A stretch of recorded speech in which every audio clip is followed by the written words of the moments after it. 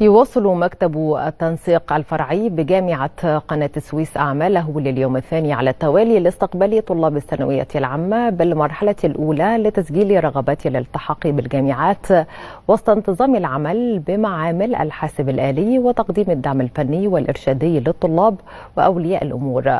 ومن جانبه أوضح رئيس فرع مكتب التنسيق تامر شوقي عبد المنعم أن فرق العمل تواصل أداء مهامها بكفاءة من خلال مساعدة الطلاب في إدخال الرغبات ومراجعتها قبل اعتمادها مع الالتزام بالإجراءات والقواعد المنظمة لعملية التنسيق بما يضمن إتمام التسجيل بدقة وسرعة، مؤكدا أن مكتب التنسيق الفرعي بجامعة قناة السويس يواصل استقبال طلاب المرحلة الأولى خلال المواعيد المحددة. المكتب عندنا بيستقبل الطلاب الحاصلين على الثانوية العامة من ضمن المرحلة الأولى ابتداء من الساعة 9 صباحا حتى الساعة 3 بعد الظهر.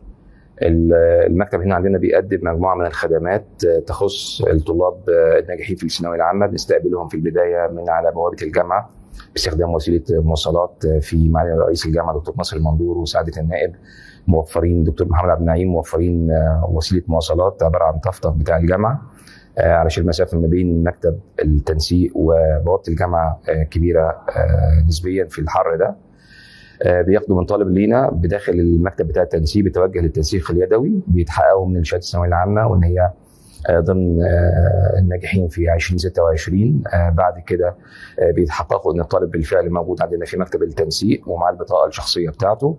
بيوجهوا له التسجيل اليدوي، بنقعده في قاعه مع احد مدخلي البيانات بيأكد عليه على موضوع الموقع الجغرافي الكليات اللي موجوده في محافظته الاول او ضمن الشهاده بتاعت الثانويه العامه اللي هي منطقه الف وباء وجيم.